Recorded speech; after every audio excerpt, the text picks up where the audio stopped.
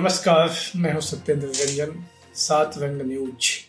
के विशेष कार्यक्रम दुनिया जहान में आपका स्वागत है। आज हम बात करेंगे लॉबिस्ट्स की। ये चर्चा इस समय 2 वजहों से खासकर दुनिया की मीडिया में इस पर काफ़ी फोकस हो गया है, इस पर ध्यान केंद्रित हो गया है। उसकी एक वजह तो इसी हफ्ते अगले रविवार से ग्लासगो में शुरू हो रहा COP26 यानी संयुक्त राष्ट्र का जलवायु परिवर्तन पर सम्मेलन है, और दूसरा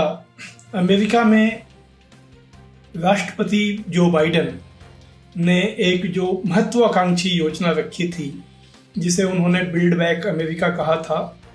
बोलचाल की भाषा में उसे सॉफ्ट इंफ्रास्ट्रक्चर पैकेज कहा जाता है, और जिस पर उन्होंने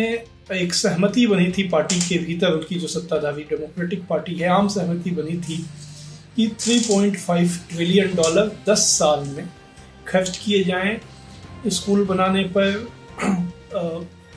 चाइल्ड केयर के बच्चों की देखभाल की व्यवस्था करने पर, हेल्थ केयर को एक्सपेंड करने पर, जलवायु परिवर्तन रोकने के लिए जो नई एनर्जी के सोर्स चाहिए उनको डेवलप करने पर, और जो नई टेक्नोलॉजी चाहिए उसको विकसित करने पर। लेकिन देखा जो सामने यह आया है कि जो लॉबिस्ट्स हैं उन्होंने ये दोनों ही घटनाओं के ऊपर उनका बहुत गहरा प्रभाव खुलकर सामने आ गया है। ये लॉबिस्ट कौन होते हैं? ये लॉबिस्ट होते हैं बड़ी बड़ी कंपनियां, उनके एजेंट, जो उनकी तरफ से जो पॉलिटिकल लीडर्स हैं उनको इन्फ्लुएंस करते हैं और उनको कई तरह से लाभ देकर इस रूप में उनको प्रभावित कर लेते हैं कि जब कोई ऐसा कदम, कोई ऐसा कानून बनने की स्थिति होती है जिससे उन कंपनियों को नुकसान हो सके, तो वो लीडर जो हैं उसके लिए तैयार नहीं। अब ग्लासगो में जो COP26 होने वाला है, उसमें जो आम जानकारी है, जो सभी लोग इस बात पर सहमत हैं कि अगर जलवायु को बचाना है, जलवायु को बचाने के लिए ग्लोबल वार्मिंग को रोकना होगा। ग्लोबल वार्मिंग मतलब धरती का जो तापमान बढ़ रहा है, और इस तापमान को जब से औद्योगिक युग शुरू हुआ, इंडस्ट्रियल एज शुरू हुआ, वहाँ पर जो तापमान था उसकी तुलना में 1.5 डिग्री 1.5 डिग्री सेल्सियस से ज़्यादा अगर नहीं बढ़ने देना है, क्योंकि उससे ज़्यादा अगर तापमान बढ़ेगा तो जलवायु के ऊपर उसके बहुत गंभीर और खतरनाक नतीजे होंगे। तो यह करने के लिए आवश्यक यह होगा कि जो फॉसिल फ्यूल है, जैसे कोयला है, पेट्रोलियम है, प्राकृतिक गैस है, इनका उपयोग घटाया जाए,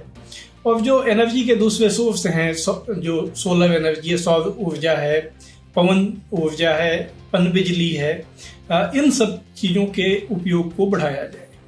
लेकिन ये जो कंपनियां हैं जो फॉसिल फ्यूल को चलाती हैं या जिसमें उन्होंने भारी इन्वेस्टमेंट कर रखा है और जिसके कारोबार में वो अरबों खरबों डॉलर कमाती हैं, वो ऐसा नहीं चाहती कि दुनिया भर के देश एनर्जी को इस एनर्जी के सोर्स से दूसरे एनर्जी में अपने को ले जाएं। तो ऐसा कोई बहुत बड़ा समझौता ना हो जाए, इसको इन्फ्लुएंस करने के लिए उन्होंने दुनिया भर में लॉबिंग की है। और अभी एक ताज़ा खबर यह आई है कि ये जो फॉसिल फ्यूल इंडस्ट्री है, इसने ब्रिटेन की कंजर्वेटिव पार्टी और उसके नेताओं को बहुत बड़े पैमाने पर चंदा दिया और उनको इन्फ्लुएंस करने की कोशिश की है। इसके पहले खबर आ चुकी है कई दूसरे देशों से जो इसके लिए दबाव डाल रहे हैं कि कोई बड़ा समझौता ना हो। यही कहानी अमेरिका में भी क्लाइमेट चेंज के सिलसिले में भी दोहराई जा रही है, और जो दूसरी जो उपाय बिल्ड बैक अमेरिका के तहत रखे गए थे वो अमल में ना लाए जाएं, इसके लिए भी किया जा रहा है। क्योंकि अगर हेल्थ केयर के लिए सरकार ने ज़्यादा पैसे खर्च किए और उन्होंने ऐसा कानून बना दिया कि उनका जो मेडिकेयर स्कीम है उसके लिए जो दवाइयाँ खरीदी जाएंगी वो कंपनियों को सस्ते दर पे देनी पड़ेंगी। इसके अलावा अगर एक पब्लिक सेक्टर में हेल्थ केयर का ढांचा खड़ा हो गया तो जो वहाँ की जो हेल्थ इंडस्ट्री है जो बहुत भारी मुनाफा कमा रही है और जो कोरोना पेंडेमिक में देश को राहत देने में बिल्कुल नाकाम रही, उसके स्वार्थ पर बहुत भारी असर पड़ेगा। तो जो फार्मा कंपनी है, जो दवाई कंपनी है और जो हेल्थ इंडस्ट्री है, जो फॉसिल फ्यूल इंडस्ट्री है, जो एजुकेशन, प्राइवेट एजुकेशन से फ़ायदा पाने वाली इंडस्ट्री है, उसके लॉबिस्ट्स, उन्होंने रिपब्लिकन पार्टी को तो जैसा कहा जाता है कि पूरी तरह से ओन कर दिया है, तो ये पार्टी तो ऐसे किसी भी कदम के खिलाफ है। उन्होंने डेमोक्रेटिक पार्टी में भी काफ़ी पैठ बना रखी है और इसलिए उसके कुछ सीनेटर और जो हाउस ऑफ रिप्रेजेंटेटिव में मेंबर हैं वो इस कोशिश में लगे हुए हैं कि जो बिल्ड बैक अमेरिका है वो उतने बड़े आकार में ना आए, कुछ दिखावटी काम हो जाए। और उसका असर ये हुआ है, जो अब खबरें आ रही हैं कि जो बाइडन भी इसके लिए राजी हो गए हैं कि इसे 3.5 ट्रिलियन से घटा के 2 ट्रिलियन या उससे भी कम कर दिया जाए। जबकि इस जो पैकेज के समर्थक है वो कहते हैं कि अगर ऐसा होगा तो इसकी पूरी धार खत्म हो जाएगी और इसका कोई फायदा नहीं होगा। तो ये लॉबिस्ट्स का असर है। ये जो लॉबिस्ट हैं ये किसी भी ऐसी चीज को जिससे कॉर्पोरेट सेक्टर के इंटरेस्ट को खतरा हो उसको वो नाकाम कर देते हैं। अभी एक एनालिसिस ये आया कि जब अमेरिका में जब जो बाइडन ने जो डिफेंस बजट मांगा, उन्होंने 725 बिलियन डॉलर का डिफेंस बजट मांगा, लेकिन कांग्रेस के जो मेंबर्स हैं उनको लगा ये बहुत कम है और उन्होंने उसमें तकरीबन 50 अरब डॉलर की और बढ़ोतरी कर दी, क्योंकि वहाँ पर जो मिलिट्री इंडस्ट्री है, जो डिफेंस इंडस्ट्री है, उसका असर है और वो जितना ज़्यादा पैसा जाएगा वो पैसा उन इंडस्ट्री के पास पहुँचेगा। तो यह एक उस पूरी जो लॉबिस्ट का असर है वो इस तरह से है और इसीलिए आज ये धारणा काफ़ी मजबूत हो चुकी है, पक्की हो चुकी है कि जिसे वेस्टर्न कंट्री डेमोक्रेसी कहती हैं और जिसे दुनिया भर में लोग स्वीकार कर लेते हैं, वो असल में